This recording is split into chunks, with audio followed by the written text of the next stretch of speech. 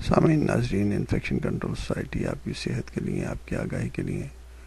اور آپ کو بیماریوں سے بچانے کے لیے مضامین آپ کی سماعت کے لیے پیش کرتی ہے۔ اسموکنگ کے مضر اثرات کے بارے میں ہم آپ کو معلومات پہنچا رہے ہیں۔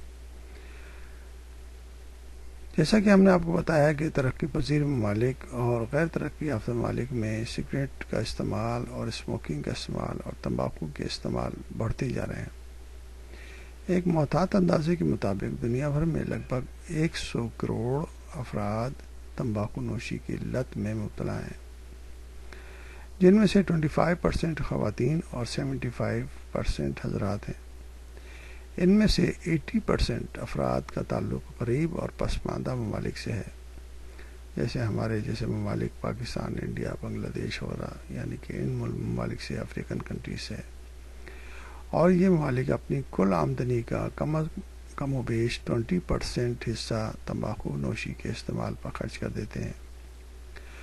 جو پیسے دے کر بیماری خریدنے کے مترادف ہے۔ پاکستان میں 1992 سے 1994 تک کیے جانے والے ایک سروے کے مطابق تقریباً 2 کروڑ افراد، یعنی کہ تقریباً 20 ملین افراد تمباکو نوشی کی لت میں مبتلا تھے، اور اب یہ تعداد خاصی بڑھ چکی ہے، جو کہ ماہرین طب کے لیے لمحہ فکریہ بھی ہے۔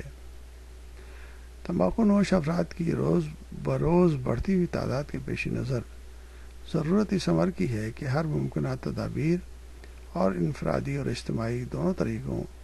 اپنا کر تمباکو نوشی ترک کروائی جائے۔ اس لیے ضروری ہے کہ ہر لیول پر اس کی مہم شروع کی جائے، گھروں کے لیول پر، کمیونٹی لیول پر، اسکول، کالج اور یونیورسٹی کے لیول پر، ہر جگہ اس کے بارے میں معلومات مہیا کی جائیں، اور گورنمنٹ کو بھی چاہیے کہ وہ اس کے لیے خاص توجہ دے، تاکہ جو برڈن حکومت کے اوپر، لوگوں کے اوپر اس کی بیماریوں سے پڑتا ہے، وہ کم سے کم کیا جا سکے۔